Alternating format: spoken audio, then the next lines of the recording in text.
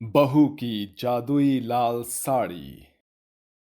छी छी छी, क्यों री हरिहर। तूने तो कहा था कि तेरी बेटी जरा सी सांवली है, मगर ये तो चलती फिरती कोयले की खान है। कटा फटा चेहरा और उस पर काला पीला दाग, जैसे कोढ़ की बीमारी ने धर पकड़ लिया हो। मुझे ये सौदा मंजूर नहीं, चलता हूं। अरे किशोर, मेरी बेटी को ऐसे ठुकरा कर ना जाओ। ऐसा मंजर देखकर कलिका कुड़ती हुई कहती है।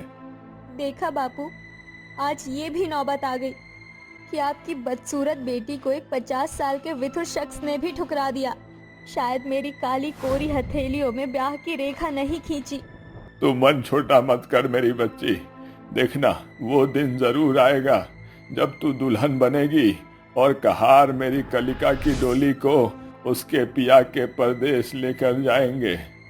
ऐसा कहते हुए हरिहर की आंखों में आंसू उमड़ पड़ते हैं। कलिका भी खुद में दहकती हुई गागर उठाकर पनघट पर चली जाती है और खुद में रोती हुई कहती है। हे सृष्टि के मालिक, तेरी नजर तो हर पल हम गरीबों पर ही गड़ी रहती है। तो क्या तू नहीं देख पा रहा कि मेरे काले रंग की कटनी मेरे बापू को भी भोगना पड़ रहा है। जब तेरा बनाता कुम्हार मिट्टी को गूंथकर निखारने की सामर्थ्य रखता है, तो फिर तूने मुझ बदनसीब के सामने से अपना मुख क्यों फेर लिया है। कलिका की आंखों से बहते हुए आंसू नदी घाट की धारा में घुल मिल रहा था। तभी अचानक से उसके कानों में किसी के कराहने की आवाज गूंजती है, जो पनघट से दूर जंगल से आ रही थी। कलिका पानी का गागर लेकर वहां पहुंचती है।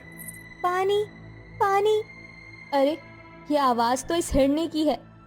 शायद ये प्यासी है। कलिका उस हिरणी को पानी पिलाती है, जिसके बाद वो हिरणी सोने की बन जाती है, जिसका उत्कर्ष पूरे जंगल में उतर आता है। शुक्रिया, तुमने मुझे बचाया। मैं एक जादुई कस्तूरबा हिरनी हूँ, जो प्यास की ललक में मूर्छित हो गई थी। अगर तुम मुझे पानी ना पिलाती, तो शायद मैं मौत के फाटक के पार उतर जाती। तुम्हें बहुतायत का जीवन मिले। मत दो मुझे यह अभिशाप भरा आशीर्वाद। मैं बदनसीब बेमकसद जी रही हूँ। मेरे कुरूपता के कारण कोई मेरा हाथ नहीं थामना चाहता। सभी मुझे ठुकराकर चले जाते हैं। ये सुनकर हिरणी उसे वरदान देती है। कलिका, मैं तुम्हें वरदान देती हूँ।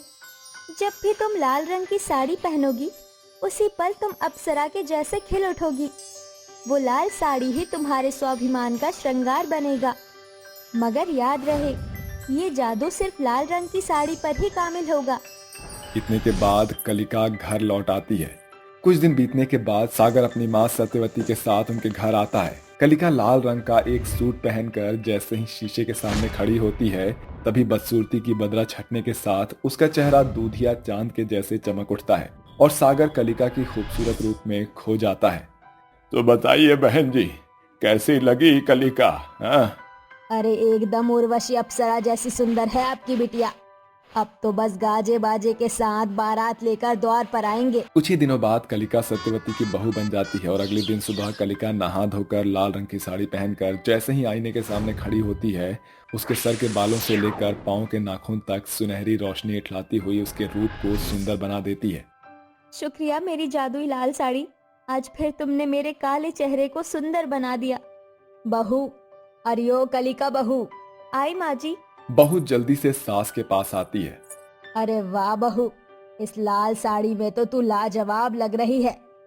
मेरे तो भाग्य ही खुल गए, जो तुझ जैसी खूबसूरत बहू के पाँव मेरे घर आंगन में पड़े। चल जल्दी से खाना बना दे, सागर दफ्तर जाने को है। जी माँ जी। बहू खाना बनाने में जुट जाती है, मगर मन ही मन वो जादुई लाल साड़ी का धन्यवाद करती है। शुक्रिया मेरी जादुई लाल साड़ी। आज तुम मेरे तन पर हो, इसलिए मुझे अभागन को ससुराल में इतना स्नेह मिल रहा है। ऐसे ही दिन बीतते जाते हैं। बहू अपने ससुराल वालों के साथ घुल मिलकर रहने लगती है, मगर सास के मन में बहू का हर रोज लाल साड़ी पहनना खटकने लगता है। अरे कलिका बहू, शादी का 1.25 महीना बीत चुका है, मगर तू हर रोज लाल साड़ी ही क्यों पहनती है? माना कि लाल साड़ी सुहागन की पहली पसंद होती है, मगर कभी तो फैंसी रंग पहन लिया कर। जी ठीक है माँ जी। उस रात सास और पति के सो जाने के बाद बहू खुद से बोलती है।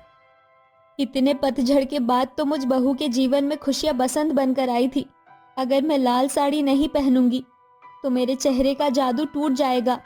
मुझे घूंघट में अपने बदसूरती को छिपाना होगा। अगली सुबह कलिका हरे रंग की साड़ी पहन लेती है, मगर उसका काला रंग उभर चुका था। तभी नींद से जगा हुआ सागर कहता है, अरे कलिका, इतने सुंदर चेहरे को लंबे चौड़े घूंघट में क्यों लुकाए हुए हो? वो सागर, आज मेरा उपवास है, इसलिए मैं घूंघट में ही रहूंगी। सागर आसानी से कलिका की झूठ मूठ की बातों में आ जाता है। तभी सास बहू पर तीखे ताने का अंगार बरसाती हुई बोलती है, अरे क्या बात है कलिका बहू, आज अचानक से तुझ में इतनी लोक लाज कहाँ से आ गई जो इतना लंबा चौड़ा घूंघट चढ़ा लिया? तुझे इस घूंघट में घुटने की जरूरत नहीं।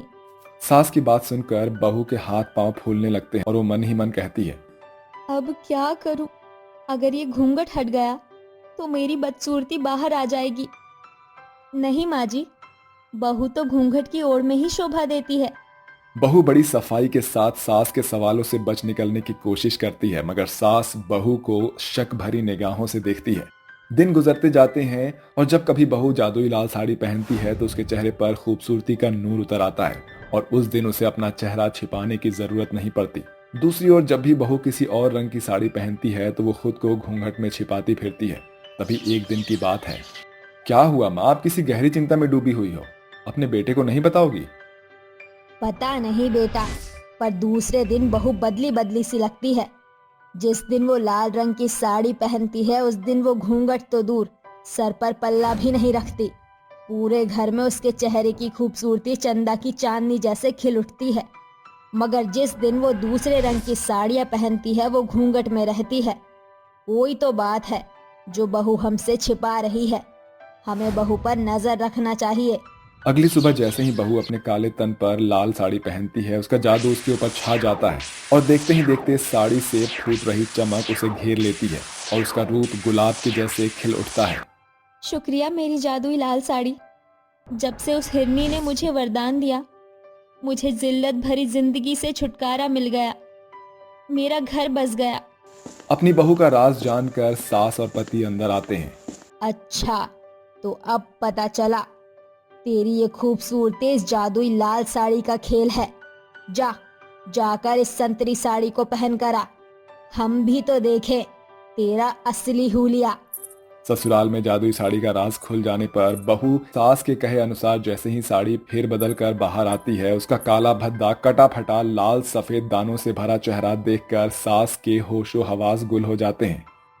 आह, नहीं नहीं, मेरी बहू इतनी बदसूरत नहीं हो सकती। माँ जी, यही मेरी सच्चाई है। कल मुही करम जली, निकल जा मेरे घर से। छल्ली झूठ की आड़ में नाता जोड़ा है तूने हमसे। माँ क्यों मार रही हो उस बेचारी को? जरा देखो उसकी आंखों से बहते हुए आंसू को। माना कि कलिका सुंदर नहीं है, मगर वो मन की मैली नहीं है।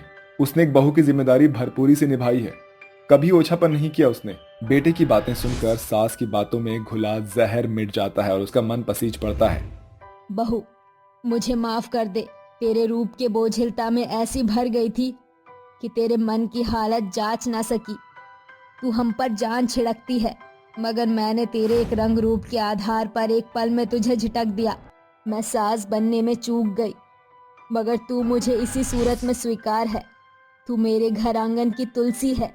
इस तरह अंत में सत्यवती अपनी बदसूरत बहू को उसके सच के साथ स्वीकार कर लेती है। मगर आज समाज के सूबेदारों के सोच के कारण हर घर का आंगन झूठी सुंदरता और शोभा में इस कदर सिमट चुका है, जहां कलिका जैसी कितनी ही बेटियां मायके में दिन काटने को आतुर हैं।